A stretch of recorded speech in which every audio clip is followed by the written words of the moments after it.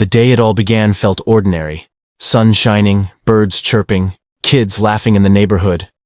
But I had no idea that by sunset our lives would be turned upside down.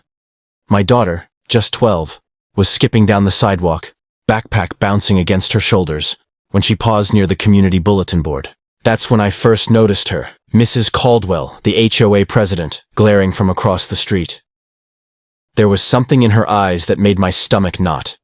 A mixture of authority and a strange, personal malice. Mrs. Caldwell wasn't just any HOA member. She had a reputation for controlling the neighborhood down to the smallest detail. Paint colors, lawn heights, even mailbox decorations. Nothing escaped her notice, but I never imagined she would target a child.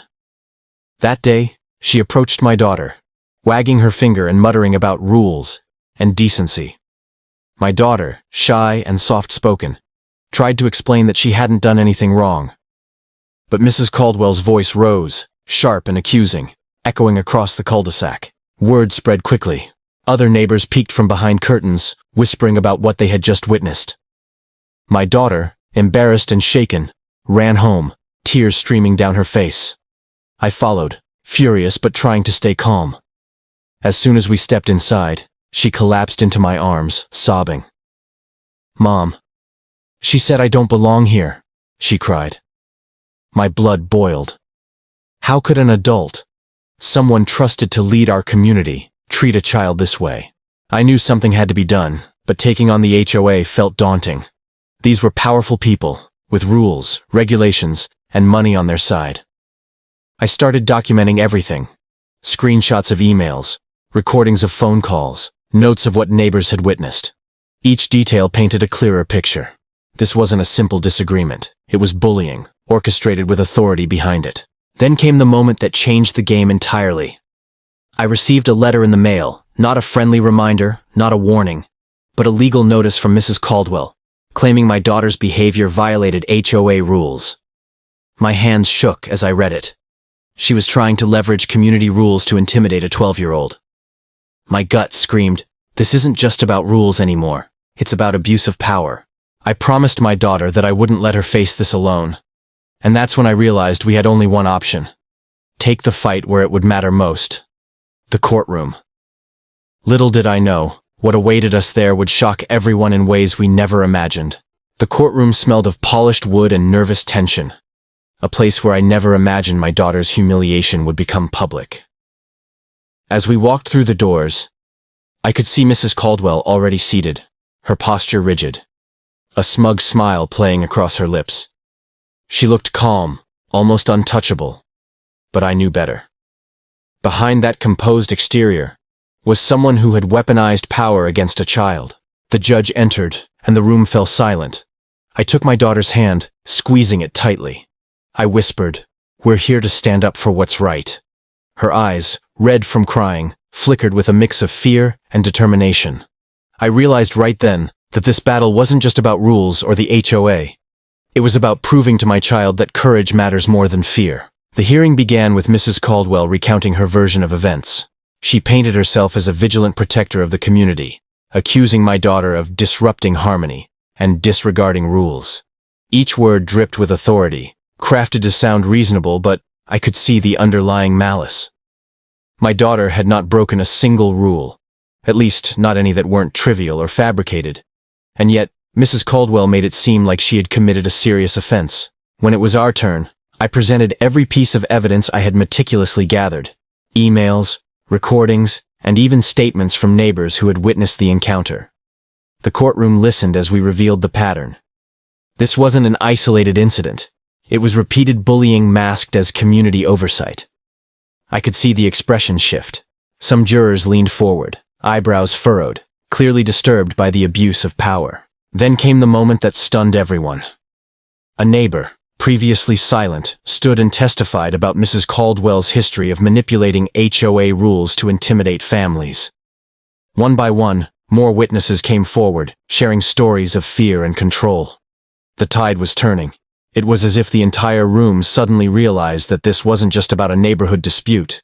It was about accountability, about exposing someone who had hidden behind authority for far too long. My daughter watched in awe, her fear slowly being replaced by empowerment. She realized that even adults with power could be challenged when their actions were unjust. The courtroom energy shifted, tension mixed with anticipation. Everyone sensed that something monumental was about to unfold. And just when we thought the battle was halfway over, the judge asked for a review of documents that neither side had expected. Documents that would completely change the narrative of the case and leave everyone, including Mrs. Caldwell, speechless. The courtroom had been tense all morning, but when the judge called for the unexpected documents, a hush fell over everyone. Mrs. Caldwell shifted in her seat, her confident demeanor faltering for the first time.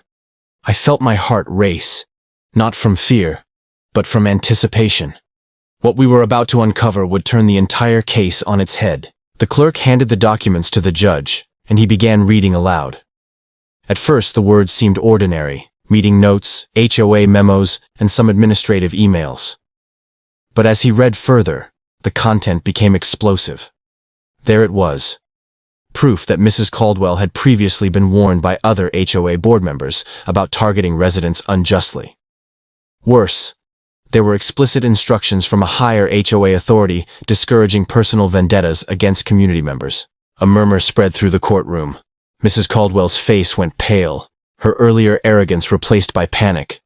She opened her mouth to speak, but the judge raised a hand, signaling silence. The evidence was undeniable. She had deliberately ignored warnings and used her position to intimidate my child. Every lie, every accusation she had made was now crumbling under the weight of these documents. I could see the jurors exchanging glances, disbelief etched across their faces. This wasn't just a case of a parent defending their child. It was a public exposure of abuse of power, meticulously documented and undeniable. My daughter's eyes widened as she realized the power shift in the room. The person who had tried to make her feel small was now the one on the defensive, exposed for all to see. Then, the judge leaned forward and addressed Mrs. Caldwell directly. "These documents indicate a deliberate pattern of misuse of authority," he said, voice firm. "The court takes this matter very seriously. You will have the opportunity to respond, but the evidence before us cannot be ignored." Mrs. Caldwell stammered, attempting excuses, but each one fell flat. Her credibility had been shattered, and the courtroom knew it. As we sat there, the weight of the moment hit me. All those nights of anxiety, planning, and supporting my daughter had led to this point. Justice wasn't guaranteed yet, but for the first time, it felt within reach. The twist had turned the tide completely, and the energy in the courtroom was electric. People who had doubted us now watched as the scales began to tip in our favor. By the end of the morning, it was clear. Mrs. Caldwell's control over the neighborhood had been exposed, and she would no longer wield it unchecked. But the story wasn't over yet. There was one final act that would not only vindicate my daughter, but also send a message to anyone who thought they could bully others with power. The tension in the courtroom had reached its peak. Everyone sat on the edge of their seats, waiting for the final arguments. Mrs. Caldwell, once so confident, now fidgeted nervously in her chair, aware that the tide had turned against her. My daughter clutched my hand, her small fingers trembling, not from fear, but from the intensity of the moment. We had fought hard to get here, and now the outcome would decide whether justice truly prevailed. The attorney representing our side delivered a powerful closing statement. He recapped the pattern of harassment, the fabricated rules, and the abuse of authority. He highlighted the damning documents that revealed Mrs. Caldwell's deliberate attempts to intimidate my daughter. The courtroom was silent except for his voice, which carried conviction and undeniable truth. "No child should live in fear of an adult simply because they hold a title," he concluded. "This is not just about rules. This is about integrity, decency, and accountability." Then Mrs. Caldwell's attorney spoke, attempting to downplay the evidence and frame the situation as a misunderstanding. But the jurors were unconvinced. They had seen the emails, read the memos, and heard firsthand from witnesses. The narrative had shifted, and any attempt to manipulate it further fell flat. Even the judge's expression suggested that credibility had tilted heavily in our favor. Finally, the moment of truth arrived. The judge called the jury to deliver their verdict. The courtroom fell into a tense silence, every eye fixed on the jury box. One by one, the jurors stood, and the foreperson read the decision aloud. Mrs. Caldwell was found to have misused her authority, intentionally targeting my daughter, and her actions were deemed unacceptable under HOA and legal standards. A wave of relief and vindication washed over me. My daughter's shoulders relaxed for the first time in weeks, and I could see tears of joy forming in her eyes. The courtroom erupted in murmurs. Neighbors whispered, some in shock, some in admiration. Mrs. Caldwell sat frozen, unable to respond. The judge addressed her directly.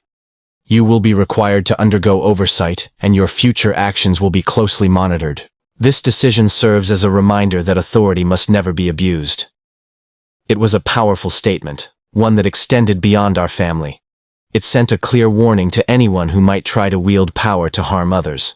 As we left the courtroom, my daughter hugged me tightly. "We did it, Mom," she whispered.